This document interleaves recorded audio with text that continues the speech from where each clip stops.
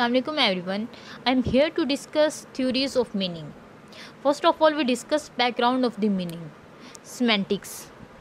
Semantic is a branch of linguistics that focuses on the study of meaning.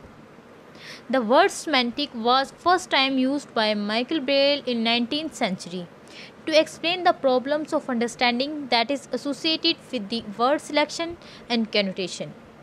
Now, what is meaning? Meaning is something that is conveyed. To make a sentence, we combine its structural meaning as well as communicative sense to it. Here are two examples. I want to eat apple and second I want to eat soap. In both sentences, speaker wants to eat something. However, it is very easy to act on the first sentence rather than second because second sentence is not a sensible sentence. There is no connection between eat and soap.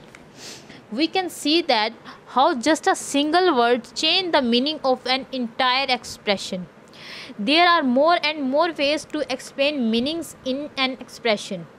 We naturally communicate without being told of the meaning that we make.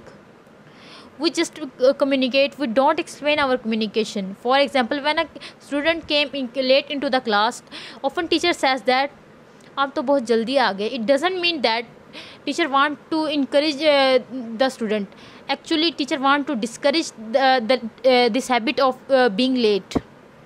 According to the Ogden and Richard, meaning is the place of something within a system.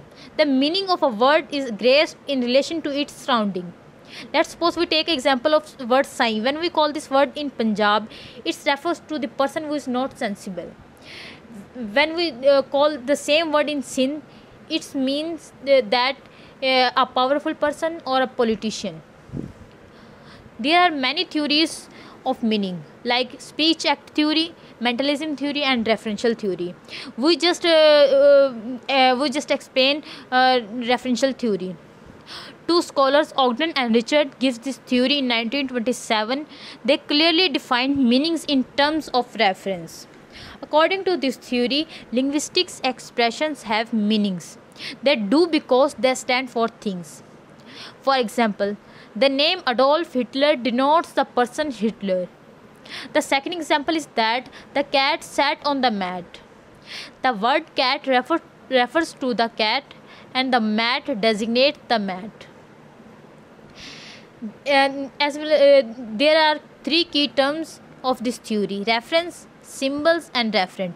Now reference is an image that we make in our mind and symbols are the signs and referent is real life object.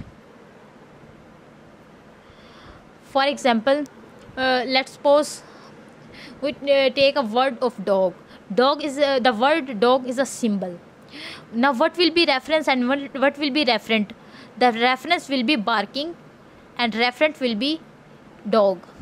Because when we hear the word of dog, we imagine the concept of barking that is associated with the dog. There are many objections on this theory. The first objection is that not every word denotes any actual object. For example, I saw nobody. Here, what is nobody refers to? There is no real life object of nobody. And there are many nouns that have no physical object, like for the sake. Here, what is the sake? And behalf. There is no real life object of behalf. And the other word is Pegasus. Pegasus is a mythical winged divine horse. There is no winged horse after all. That's why it does not refer to anything real. The second objection is that according to the referential theory, a sentence is a list of names. But sometimes list of name does not say anything. For example, unicorn, Santa Claus and Sherlock. These are the names. They don't make a sentence. When we combine them, they don't make a sentence. The second objection is that some words can refer to the same thing but they not share the same meaning. I want to give you the example of PM. What is the name of PM? The name of PM is Imran Khan. Imran Khan is a prime minister, is a father, is a son, is a brother. Now, prime minister, father, son, and brother are different words. They do not have the same meaning, but they refers to the same person.